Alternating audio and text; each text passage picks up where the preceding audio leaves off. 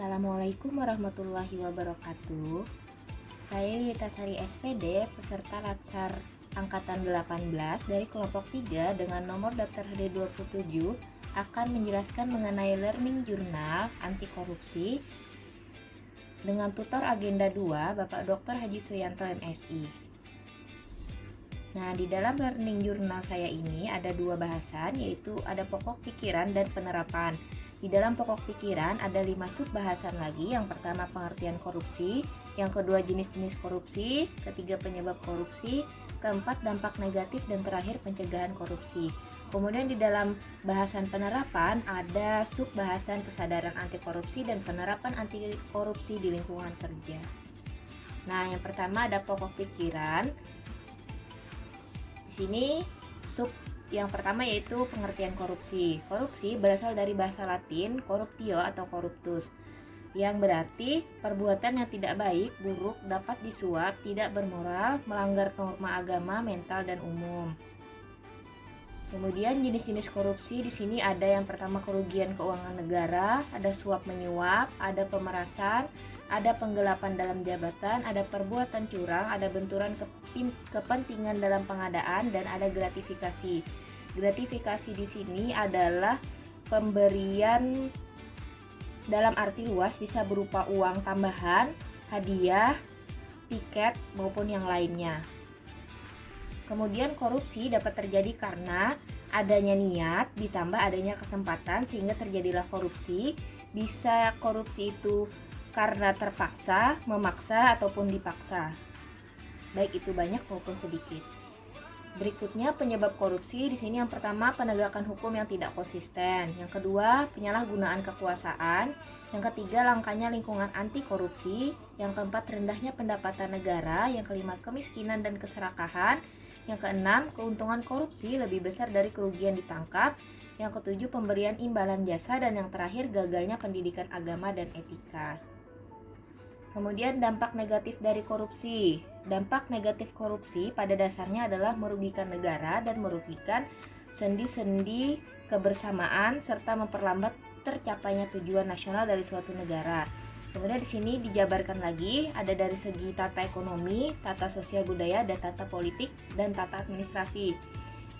Kalau dari segi tata ekonomi, dampak negatifnya adalah terjadi pemborosan, gangguan, dan hilangnya modal ke luar negeri. Kemudian dari tata sosial budaya, dampaknya adalah revolusi sosial dan ketimpangan sosial. Dari segi tata politik, dampaknya adalah ketidakstabilan, ambil alih kekuasaan, dan hilangnya kewibawaan pemerintah. Dan yang terakhir dari segi tata administrasi, dampaknya adalah tidak efisien dan hilangnya keahlian dan sumber negara. Berikutnya di sini ada pencegahan korupsi dalam hal preventif. Ada dua, yang pertama dari perbaikan sistem dan yang kedua dari perbaikan manusia. Dari perbaikan sistem di sini bisa dengan adanya peraturan perundang-undangan, kemudian reformasi birokrasi, menegakkan etika profesi dan tata tertib lembaga, penerapan prinsip good governance. Kemudian perbaikan dari segi manusianya yaitu memperbaiki moral.